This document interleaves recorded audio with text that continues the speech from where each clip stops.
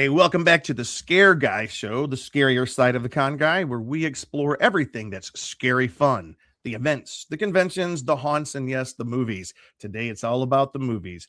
To all of our con guy friends who might be watching, we invite you to stick around because we think you'll like this episode.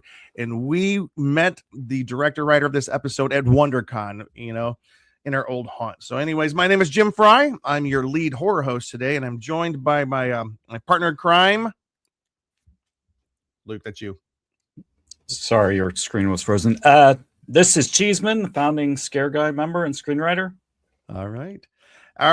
Get ready, everybody, because there's a brand new monster movie in the works. It's of epic proportions.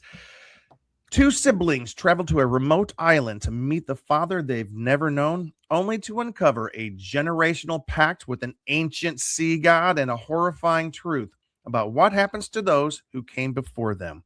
The film is called Children of Zal'Keth, and I will make sure that our guests make sure I'm saying that correctly. Children of Zal'Keth, and it's a cosmic horror tale about two siblings grappling with their cursed bloodline and a ravenous sea god. And today we are privileged and happy to be talking with the writer-director of that film, Mr. Niko Baumbach. Good to have you, my friend.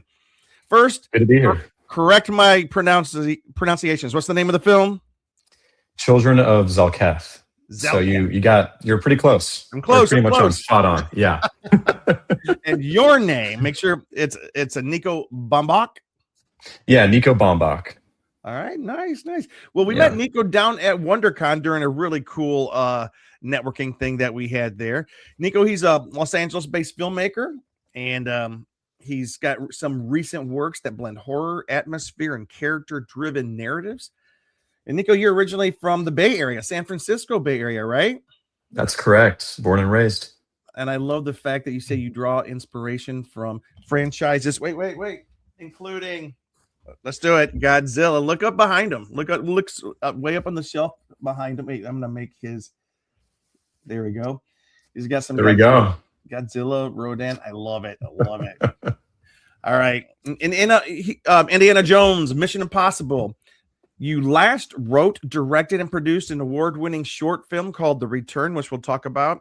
And it's screened on festivals all across the U.S. and Japan. And you've got some more stuff to talk about. But first, welcome to the show, Niko. And tell us a little bit about yourself so we can get to know you. Yeah, of course. Well, firstly, happy to be here.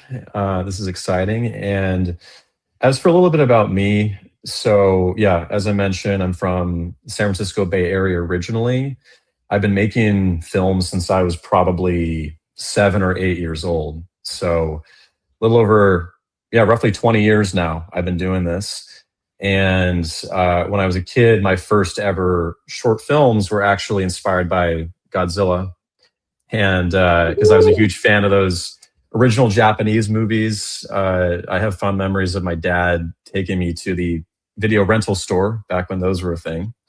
There was one called Betty. We just stop and just say, I miss the video rental stores. I miss Saturday nights, Friday and Saturday nights with my friends or a date going through the aisles looking for a movie. I tell you what, bring back Blockbuster. All right. I know. Yeah. And they are coming back little by little. A lot of people these days are wanting more of that analog media. We're seeing it come up again, which is awesome. So, but yeah, it was kind of those days where I got into this. And, so starting from Godzilla short films in my backyard with my dad and my sister helping me out, spanning into later films I did. Like I loved Indiana Jones growing up.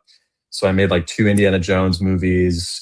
Also loved Mission Impossible, so I did like a 20-minute like Mission Impossible short where I dragged my. What do you mean you made 2 Indiana Jones movies?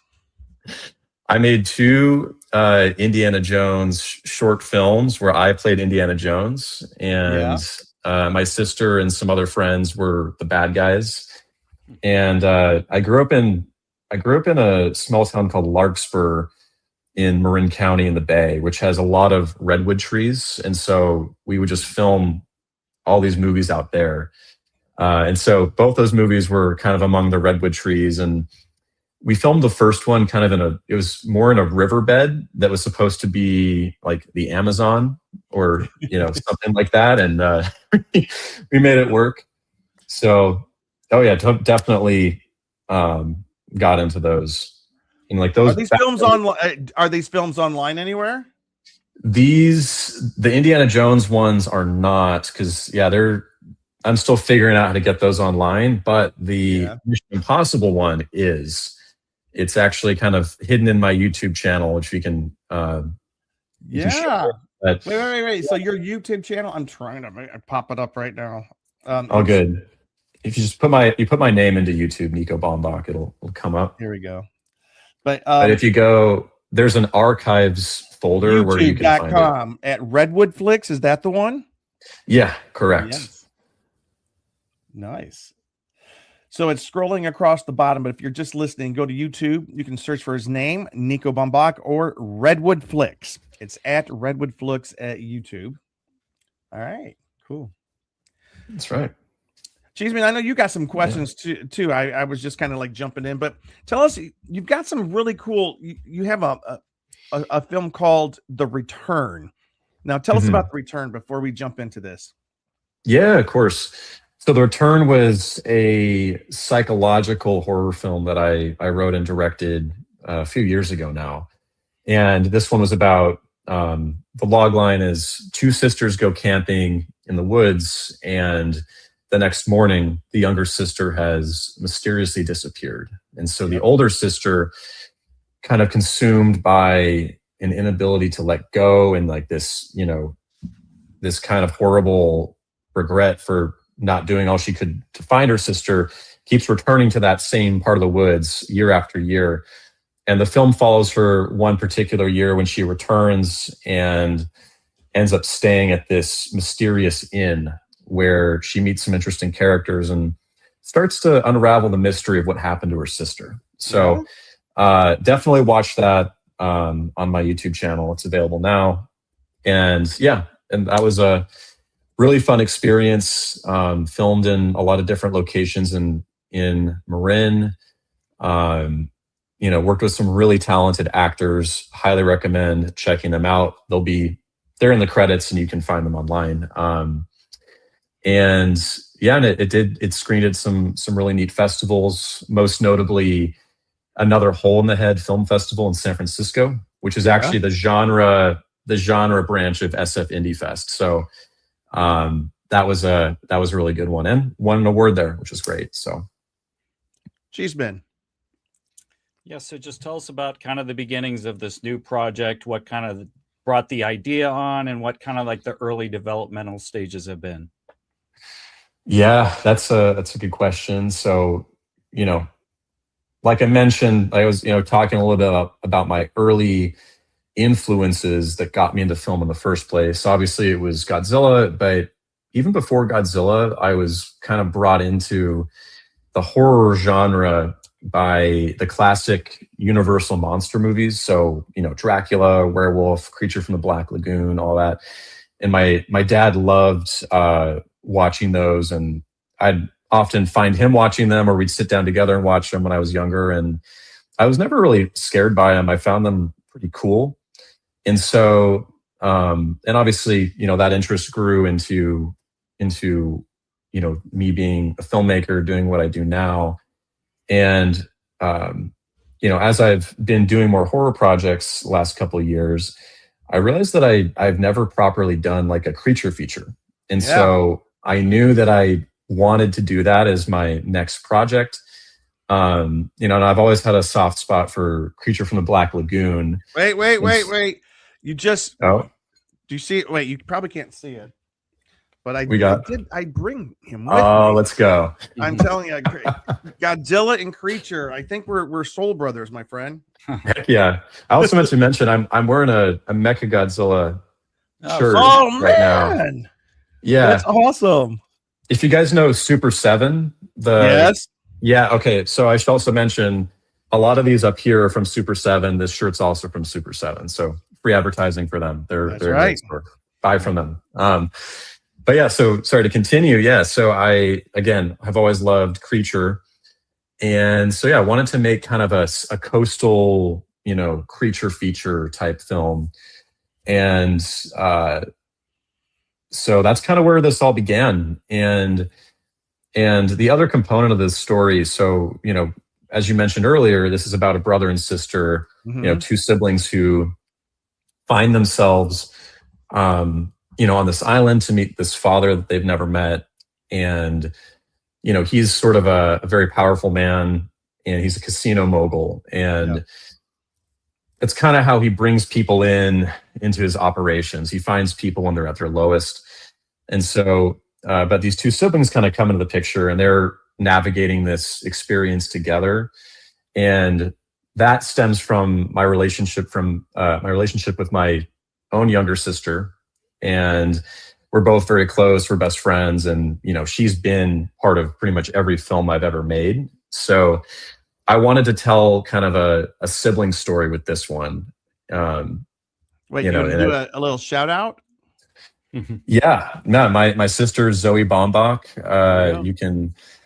She's not in the film space. She's she's doing more the possible law route. She's kind of considering where she wants to go with that. And she just moved to New York last week. So shout out to her. And was she living there near you?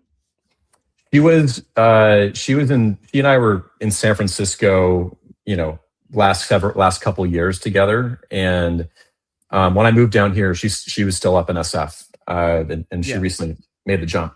We both kind of made our respective jumps to our kind of dream cities. That's pretty cool. So your sister and like you just said, self-admitted, one of your best friends, and you kind of based a film, at least characters in a film, on kind of that brother-sister sibling relationship. Let's jump into this film a little bit, because from talking to you, I like where you're going about how you want to have.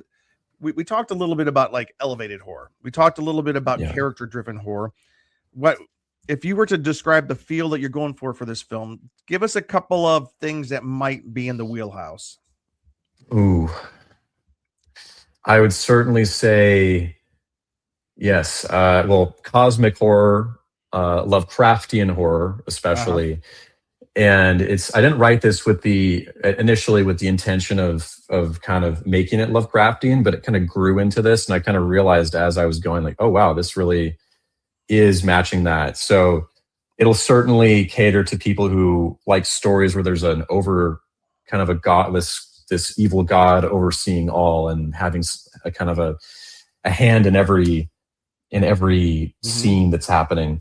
Other things to describe this, very atmospheric, certainly leaning into the, dark, spooky island vibe without going too Scooby-Doo-ish. I love Scooby-Doo, another big inspiration for me, but this will be a little bit more grounded than that.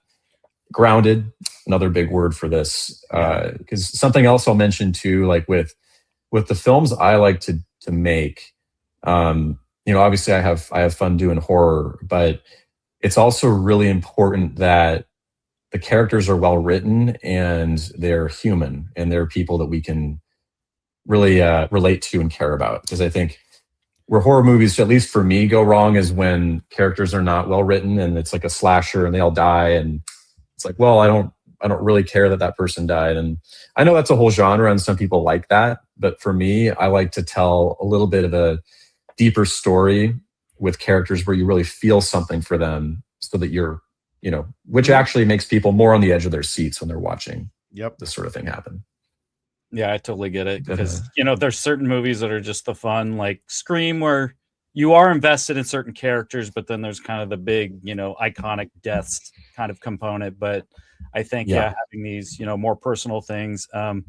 I just watched that new series, like Something Bad's About to Happen, and I did too. Something really bad's about to happen. What I appreciate about that was there was a lot of just realistic like things, like that makes no sense at all, or like they would respond in ways that a normal person would say, and not just the weird kind of unbelief, like, so this guy is doing this and it's just so weird, like my future brother-in-law, blah blah blah, all that kind of stuff. So there is a component, a good balance, to having that fun that, has those deaths or those iconic moments, but at the same time, you do want to like care about at least a good bit of the characters, at least the main ones, if something happens to them. So that's cool that you develop, that into that. So besides your sister, is there other friends you kind of have been along this journey with, or like a cinematographer, or like your other short film, there was like music to it. So I don't know if there's a certain composer that you kind of like to bring along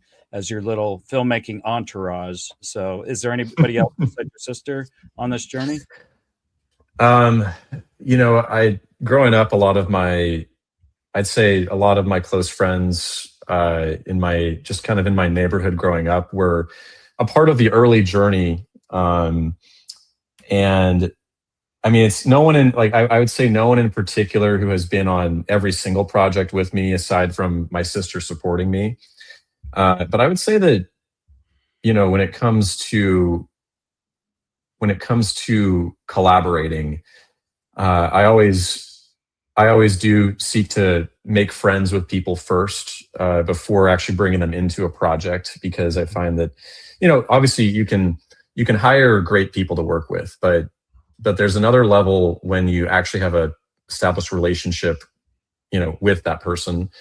That said, I mean, I could list a bunch of friends. Like, I've got a friend named Dante. I've known him since preschool. He's acted in several of my movies. He's helped out on several of my movies. Another friend named Charlie, who's kind of, been similar. He's been a great help on a lot of projects. But aside from them, it's kind of been a different crowd each time.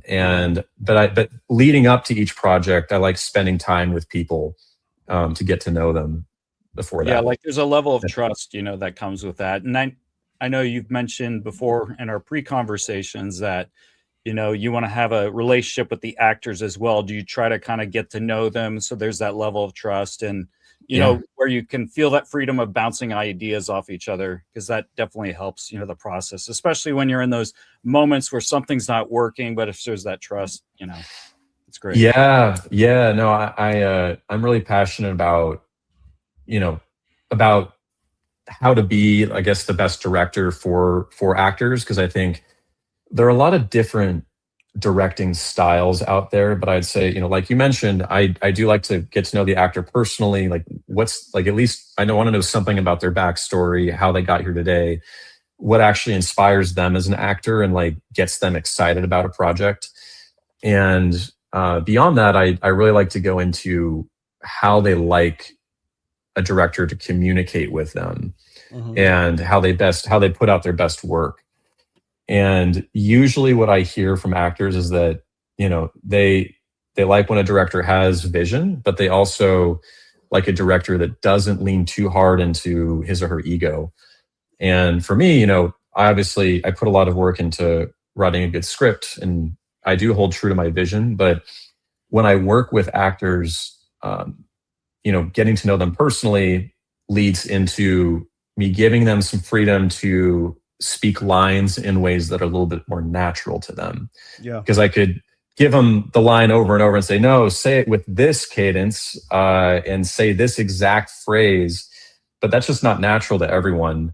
And certainly my way of writing is not someone's natural cadence or way of speaking. So I like to give them that level of freedom. And obviously, if they have an idea for the character, if they notice something about the character that I hadn't even noticed myself, which is I always love it. Like whenever they notice those things, I like them to tell that to me, which kind of gives me a new perspective and can definitely bounce ideas off each other. It sounds like we're going to jump in and talk about some of the actors that you've got kind of helping read through this the script and a table read coming up. But if someone were to say, Niko, what kind of director are you? Because it sounds like you just described it, and like it sounds like you are an actor's director. You like to, would you say that, or how do you get the actors to like you, to like working with your style?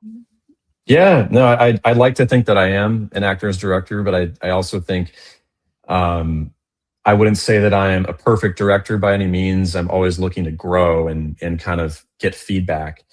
But I would say, yeah, like with actors, they're people. And so, and just like anyone that you're working with, really anywhere on the set, beyond even actors, it's important to just have some kind of rapport with them and find out where do we connect, where do we align, and maybe it might not be a previous project, it might be a life experience, it might be something else. But I just make myself very open and available to the actors when it comes to getting to know me as a person. I'm an open book. But also, if they have any questions or concerns about the film or ideas, like, they are more than welcome to pass that to me. And I find that when there's that level of openness, they're more willing to share a little bit more about personal experiences, which actually can fuel their performance in the movie. Yep. And I always ask them to draw on personal experiences and relate to a character to kind of bring that out. That's cool. Well, let's talk about this film. Let's talk about it. I want to, and right up front, I just want folks to know if they can follow the Instagram of this film. The Instagram is Zal'Keth_film. Zal'Keth. Say it for me. Zal'Keth. Put the accent on the second syllable. Zal'Keth_film. Zal'Keth. ZALKETH_film. Also, you've got if anybody's interested in finding out information and getting on, I guess, your mailing list or something, can you explain this? Yeah, of course. So again, this project's in development, and we do want to bring people on this journey with us as we develop this film into a feature film. And we want people to be able to receive updates in their inbox if they're interested, just about progress, but then also to learn about opportunities to support the film, whether that's resources, finances, just giving it views, giving it attention, however people would like to engage with it. I highly recommend signing up on our landing page, which you can find at Zal'Keth, ZALKETH.kit.com, KIT.com/join. So Zal'Keth.kit.com/join. It's kind of a longer one, but definitely worth it. And definitely sign up so you can get updates in your inbox. All right, I'm going to pull up a couple of very preliminary images that you shared with us, and if you can we don't want to give away the story, but we do want to set the table for folks, know what it is that's coming up. So what are we looking at? So here we've got the establishing shot of the island as our characters arrive in a fishing boat. We've got the two siblings, their names are Rodney and Aaron, arriving to the island, unsure what their fate might be. It's calm waters for now, I'd say, in this scene. Okay, I'm going to go to the next. We have more of an ominous looking thing. It looks like is this the siblings or somebody's in a prison, a cage with a dark figure in front of them. Yeah, and this isn't too much of a spoiler, but as we know, the siblings find themselves in the middle of this situation where they're being offered as sacrifices to a sea god. And so this image is Rodney and Aaron kind of locked in this cage by their captor. On the walls, we can see some mysterious paintings that may or may not reveal things about Zal'Keth, the nature of his followers, that sort of thing. But this is kind of the first moment where the siblings are thrown into danger and need to rely on each other. Cool. And this next image kind of really takes us into some of the horror of the film right here. Yes. So Zal'Keth does have his own children or minions. These are sort of fish human hybrid creatures, and they're known as the Varek, and it's VORR. Kind of like this. Yeah, kind of like that. And the siblings have to figure out how to survive against these things which are coming after them. So they're kind of the instruments of the sea god. They play a pretty crucial role in this sacrifice that they need to find a way out of. I love how Alright, you're so- turning that into like a weapon on kind of the other side, or either way, like if they're using it, like where it's like horror movie Aquaman, or they end up, battling with the trident. Yeah, the trident. You got the trident right there.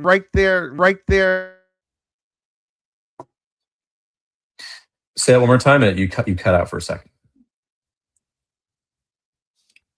Uh-oh, he muted himself.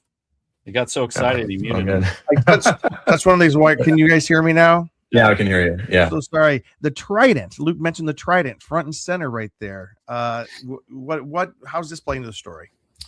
Yeah, I mean, so when it comes to the when these creatures are hunting their prey, they prefer to have a little bit more of a challenge to kind of, because they have a sense of honor about them.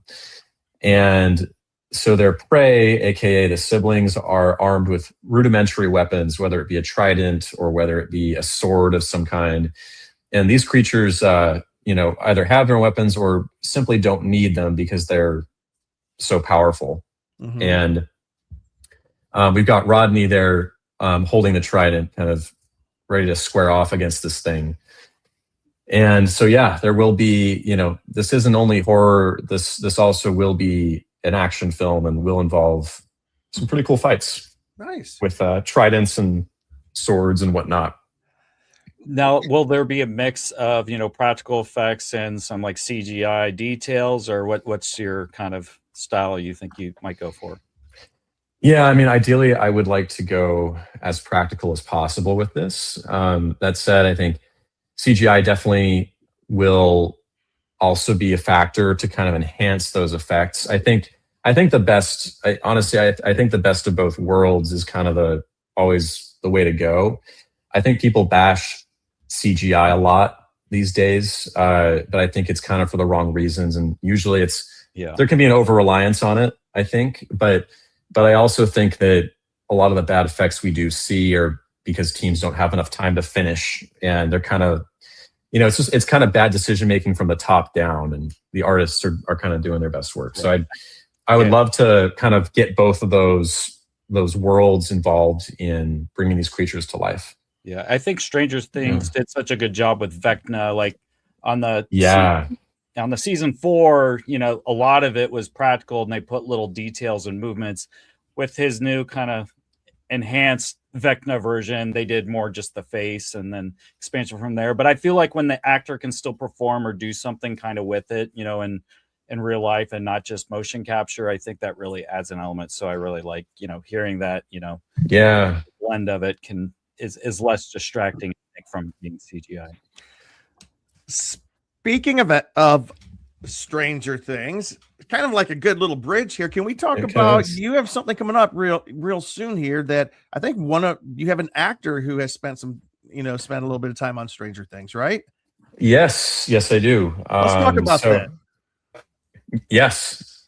So I'm actually pulling up some info here, but so as you can see, we do have a private table read coming up next week, and it's featuring a number of actors who have been in some pretty cool projects, and kind of through a series of circumstances, I became friends with their publicist, and we connected over the film. We discussed this, and long story short, all 5 of these lovely actors have agreed to do this table read based on the film. Now, I'll note that they're not officially attached to the project yet. Fingers crossed that they will be. But they are committed to doing the table read. We're going to have a lot of fun. It's going to be on Zoom, and the intention is to bring people in who, again, have an interest in supporting the project in some way. We're especially interested in potential investors who might want to back the project. And this is just giving a taste of it to gauge, whether they might want to be involved as it continues to develop down the line. And yeah, speaking of Stranger Things, we do have a Stranger Things actor in our cast. His name is Sherman Augustus.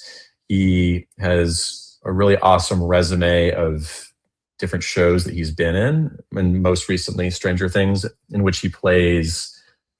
I'm looking up his character name here. Lieutenant Colonel Jack Sullivan is his character. Yeah. In seasons both 4 and 5 of Stranger Things. Fantastic. He had a big part. Yeah, he definitely had a big part. And he's really wonderful. I spoke with him just the other week. We were diving into his character Jonah, who's kind of the henchman / ritual steward for hire. And his character is fairly complex and morally gray. So there was a lot of fun layers to dive into, and we had a great conversation about character motivation. Why a character chooses to engage in something like this. But he's really, really professional, really talented. So I can't wait to have him on the read. Some other people we've got here. We have Sophie Grace. She was the lead in the Emmy Award-winning HBO show Babysitter's Club. Really awesome person. Talked with her, and she's got a great sense of humor, and she has a lot of enthusiasm for diving into characters. So that was great. We've got Drew Morleen, who upcoming will actually be playing Captain America in Marvel 1943: Rise of Hydra, which is a new video game coming out. Also, he looks like a Captain America. Yeah. So he and Sophie would be playing the siblings Rodney and Aaron, ideally, and they will be doing that in the table read. And he's also, very sharp guy, very professional, and looking forward to having him on board as well.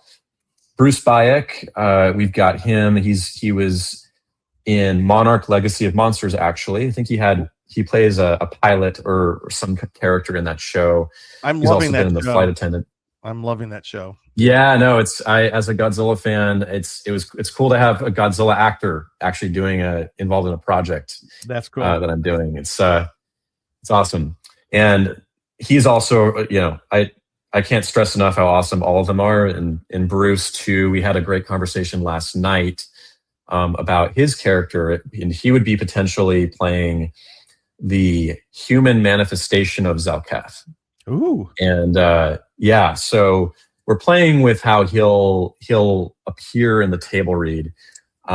We have some really fun creative ideas for that. And lastly, Eileen Grubba, and I haven't had the pleasure of speaking with her yet. We've got a conversation coming up before our read, but from what I know about her, she's also very talented, very kind, and has obviously been in some great shows like Lincoln Lawyer, Fear the Walking Dead, and she will be reading for Aaron's mother. And Aaron, the younger sister, has a very close relationship with her mom, and her mom has cancer of the blood, and Aaron is doing all she can to support her. And so that's another important underlying element of the story. But so if anyone would like to join us, reach out to that email below, nikodbaumbach@gmail.com, to RSVP. It'll be next Wednesday, April 15th at 6 p.m. So a little something better to look forward to than tax day, as I like to say. And it'll be in the Los Angeles area, I'm sure, and you'll give out the location once they RSVP. So it'll be on Zoom. I wish it could be in person, but our actors are spread out across the country, and Bruce is actually in Korea right now. He just wrapped a project out there. So we'll be doing that on Zoom. So it'll be very accessible for those who want to reach out and be a part of it. I have a question. I'm looking at the character descriptions. You say Aaron and Rodney, right? Yes. In the character description, you see they're siblings, and they're not too far. Well, they're a little bit in age, but they have different last names. So do they have different fathers, different mothers? How?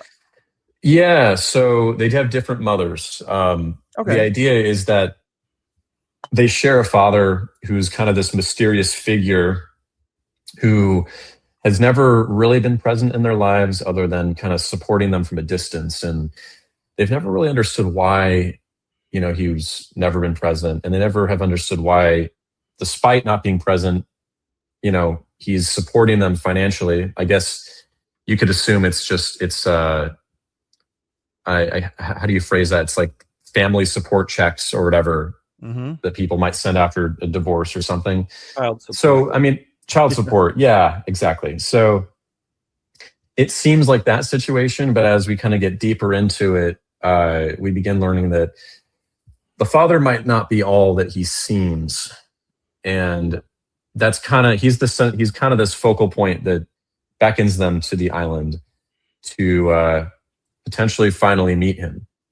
And obviously we kind of know what ends up truly happening, but as for what happens with the father, I'll kind of leave that up in the air. But they do share a dad. Yeah. Good. That's cool. Supernatural always goes well with kind of like the island or jungle type setting. There's been so many great examples. So that's exciting, and that you can mix in, the whole monsters and the creature kind of vibe with it. So I think mythic but grounded, brutal yet emotionally resonant. That's cool. Elevated horror. I like the way you're describing it. Elevated folk horror. Now, do you have some favorite folk horror films? Ooh, folk horror. Wicker Man. Wicker Man. That's on my list. A lot of people are telling me that I need to see it, especially the original. There are, from what I hear, there are a lot of similarities to what I'm doing here. But I'd say, favorite folk horror films. I guess one that stands out. I really liked The Witch. Oh wow, Robert Eggers. Mm-hmm. Yeah, I really liked how contained it was, and how a lot of the horror was very mental. And I liked it was very well shot. I think the endings of his movies, I never feel that satisfied by them, because nobody knows what the ending means. Exactly. Yeah, I guess okay, here's go. Yeah. Okay, good guy. Good director, very accomplished. Sometimes I do. Sometimes wish these directors don't have to be quite so pretentiously artistic. That I just want the audience to decide. Well, okay, I appreciate that, but I want to know at the end of Creature from the Black Lagoon, where's the creature? I want to know at the end of Godzilla -1. What happens? I don't want. I get it, but I do appreciate some of these films. Midsommar. Did you see Midsommar? I did see Midsommar. Yeah, that one. Yeah. Was go on? Sorry. That one was ambiguous, kind of, but bizarre. Yeah, that one. Yeah, exactly. The ending was at least the ending did feel fairly clear with that one. Yeah. It was just. Yeah, it was certainly a unique type of horror with the way that it's. Happening a lot during the daytime. It's very beautifully shot. The colors are very vibrant, which I liked how it kind of it turned the genre on its head a little bit. Mm-hmm. I will say a funny story about that one is that I knew next to nothing about the film going into it. And so back when it came out, my family, we were visiting my aunt, uncle, and our cousins up in Oregon. And we were looking for a good family movie. Oh my goodness, no. Well, we all like horror, at least. So we were looking for like a good family horror movie. Yeah. Thankfully we're all adults, but my cousin and I kind of were both like, oh, that new movie, Midsommar. That sounds like a great movie we can all watch together. And so we ended up watching that. And obviously, what happens in that. There's a lot of graphic scenes. Luke, I'm going to tell you, when it says graphic, 25 naked women sitting around as one man and one woman consummate their newly found affection for each other, as all the women are helping and chanting and drum beating. And it's a bizarre scene. It is just a bizarre scene altogether. It's very unsettling. but I would never want to watch that with my mom in the room. No, Make it night and watch Hereditary. You know. Oh, it's Oh, the God, same director. Same director. Yeah, I know. And I saw Hereditary with my sister in theaters. That was also an odd experience. It was a mostly empty theater. And it was tough because it was like brother and sister story. And it doesn't turn out so great for, I'll try not to, well, it's been long enough. Yeah. Without spoiling, I'll just say that. And any food you give her anymore, right? Peanut allergy type stuff. Yeah. We have a friend. He's a screenwriter, and he's without spoiling it, he goes, "Why in the world, if a mother is so hysterically uptight about keeping her daughter protected, would she send her daughter off to a college party with her son? Like, come on!" And without an EpiPen. That's all I'm gonna say. All right. Yeah. I don't want to ruin it. No. Or I eat a peanut. Yeah. But listen, we are kind of running up against time here. I do want to make sure that we get in any big plugs you have for the film. How can people get involved? How can people support you? What can people do?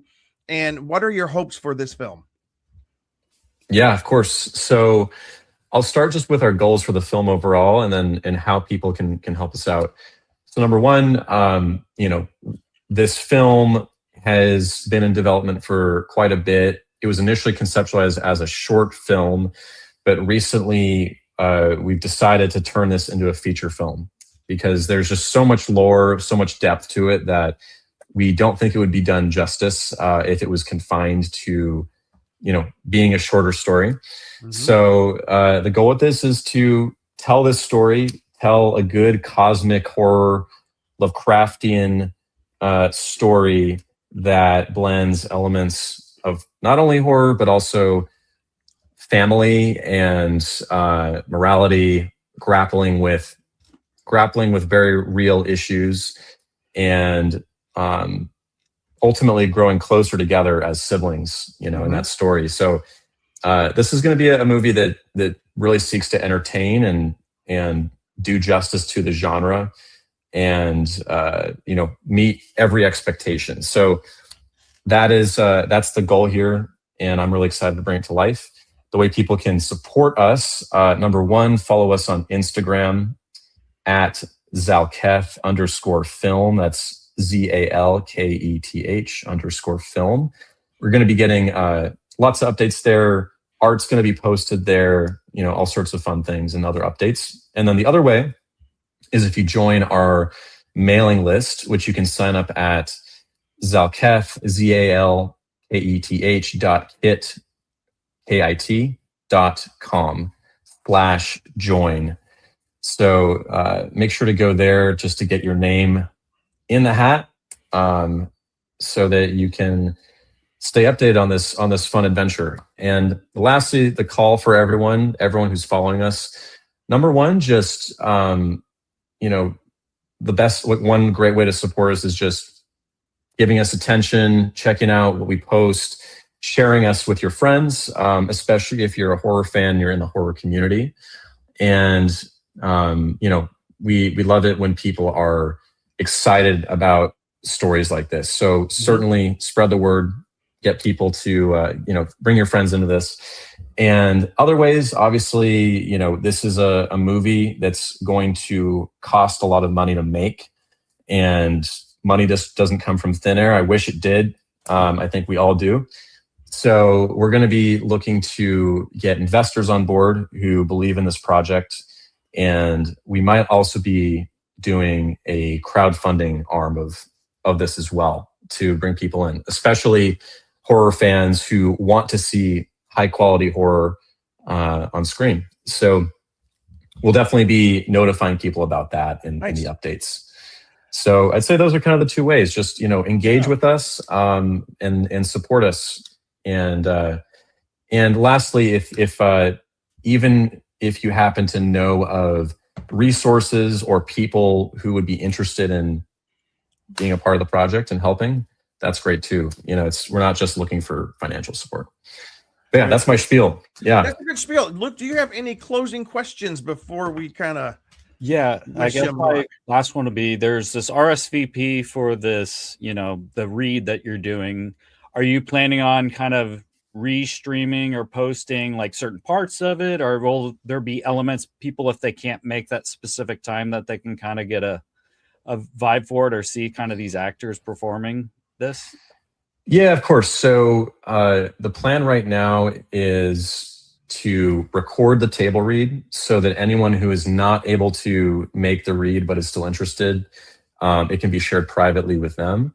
As for public sharing, that's still, I'm still in conversation with the actors and their publicist on the rules around that. So that's TBD as to whether clips from that will be available. But for sure, anyone who would like to see it can reach out to me personally, and if they're genuinely interested in supporting the project in some way, I'd be happy to share that with them. Awesome. This is great. Hey, Niko, we'll have to have you back on sometime, like, Of course. because just to talk, like, so many people are interested in what you're doing and how you're going about it. Like, you are a young filmmaker. You are starting up. So many people want to do this, want to do what you're doing, write and direct films. They have no idea even how to go down that path. If you were to give a 30-second film school 101 lesson, someone's interested in doing what you're doing, what would be your advice? My advice for someone who is starting out and wants to do what I'm doing would be, honestly, look around you at your surroundings and take note of what's available to you when it comes to resources, people, that sort of thing. Step two, look in your hand. You obviously have a mini computer in your hand. Use your phone. I know a lot of directors tend to say, "Oh, make a film with your phone." I mean, and I'm going to also plug that. Yes, you can do it. But I'd say right there, Luke and I have gone to a premiere of a friend of ours who made a film on his iPhone. He had a great big full theater premiere. It was a beautiful film. Absolutely great. Yeah. I mean, we've had 28 years later, there are segments shot on iPhone as well. Obviously with huge camera rig, like lens rigs attached and all that, but still done. But that said, I mean, the core of it is look at your surroundings and what's available to you and figure out what stories you can tell there. I think resources, like resource constraint, is a big factor that causes people not to make something. But literally just look at what's around you, think about what contained small stories you can tell, and just do it and get your friends together. No one has to be a perfect actor, but I would say when it comes to acting and worrying about whether something's realistic or not, lean into your own life, lean into who your friends are as people, and just feature their personalities in the movie. Feature your own personalities. Knows that more than anybody. Yeah, I mean, I used to have, like, it was just my friends who would be in my movies back in the day, and I shot a kind of a web series pilot, also available on my YouTube channel, Niko Baumbach, or at Redwood Flicks. It's called Better Than Nothing, and it was literally just my friends and I acting in kind of our own sitcom, and paying heavy homage to It's Always Sunny in Philadelphia. By the way, I'll note that we love that show. That was heavily just featuring everyone's own personality. No one was acting too much in that.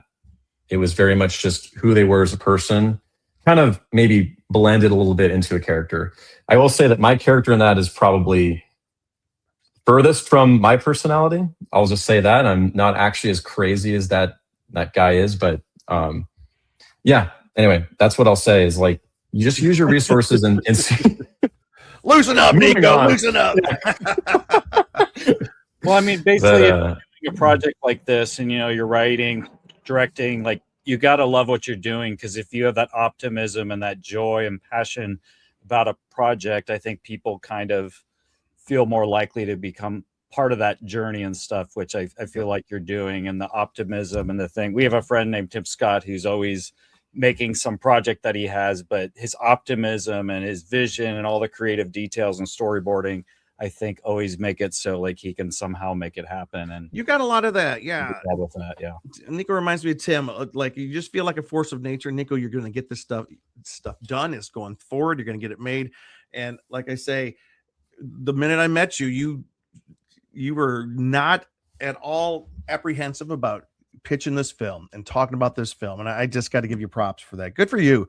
Appreciate that. Thank you, guys. All right. The name of the film is Children of Zal'Keth. Did I get it right? Yes, you did. You I got did it. the accent right. The film of the Children of Zal'Keth. It's an elevated cosmic horror film, an adventure film, action film, thriller. And if you like those kind of things, this is in. If you're watching the show, of course you like that kind of things. This is something up your alley. So be looking for it. Again, follow. I'm going to put it back up here one more time. Follow the Instagram. Get on that mailing list. Also, you're going to see what Niko's up to. Niko_Baumbach on Instagram. Also, you can follow him on Redwood Flicks. Go to YouTube and look for Redwood Flicks, or just look for his name on there. Niko, thank you so much for joining us today.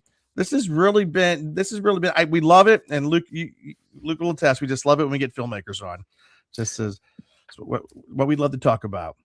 Yeah, I was happy to hop on and talk about this project. And yeah, I'd love to come back again sometime and, talk shop, because I love this sort of thing. Let's do it. All right. You can follow me at James D. Fry, or just follow us at thescareguy.com. Cheeseman, where can people follow you and take us out? Yeah. Also on thescareguy.com and here at Cheese on Couch. All right. Niko, and we've given your social media. Hopefully people will follow you. People will give. People will get in touch, because we are all about the indie filmmakers.